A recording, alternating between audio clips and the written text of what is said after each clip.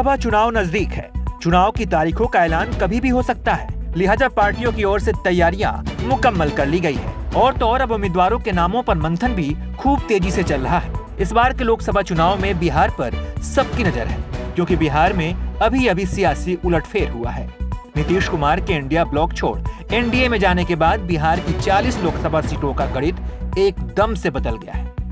बिहार में लोकसभा की कुल 40 सीटें हैं, एनडीए के खाते में फिलहाल 39 सीटें हैं और इंडिया गठबंधन के पास 1 सीट है नीतीश कुमार के एनडीए में शामिल होने के बाद।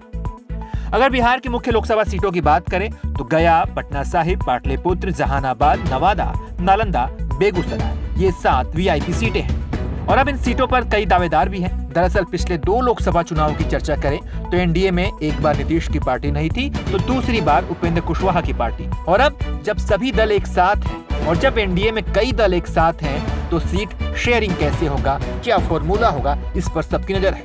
आइए बात करते हैं उन मुख्य सीटों पर जहां दावेदार तो कई हैं। गया लोकसभा सीट, इस सीट पर लगभग 25 सालों से मांझियों का कब्जा रहा है। भाजपा जेडीयू के साथ साथ अब जीतन राम मांझी की पार्टी भी इस सीट पर दावा ठोक रही है। जीतन राम मांझी के राज्यसभा भेजने की चर्चा थी, लेकिन राज्यसभा वो नहीं गए। ऐसे में जीतन राम मांझी की दावेदारी भी इस सीट पर चुनाव लड़ने की है।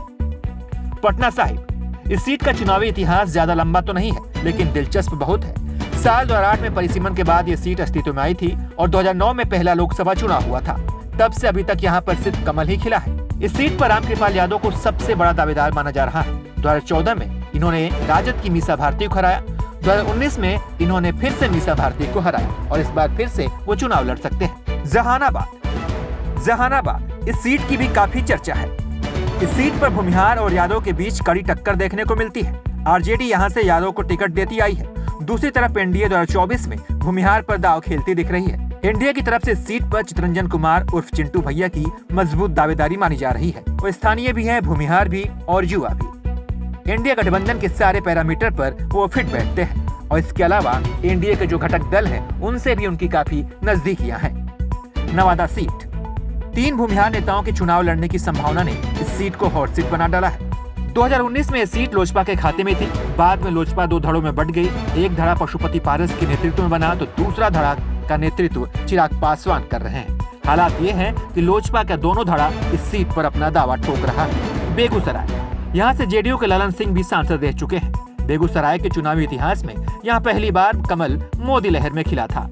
2014 में बीजेपी के दिवंगत नेता भोला सिंह और 2019 में गिरिराज सिंह ने जीत हासिल की थी। इस सीट पर इस बार एनडीए की तरफ से गिरिराज सिंह को सबसे प्रबल दावेदार माना जा रहा है। लोकसभा चुनाव 2024 में अब कुछ वक्त ही बचा है। इससे पहले बिहार में बड़ा उलटफेर हुआ। नीतीश कुमार के एनडीए में आने से चुनाव परिणाम पर क्या असर पड़ेगा, इंडिया को या एनडीए को? कौन सा गठबंधन, किस गठबंधन को सबसे ज्यादा सीटें मिलेंगी? आप अपनी राय कमेंट कर बताइए और तमाम अपडेट्स के लिए आप देखते रहिए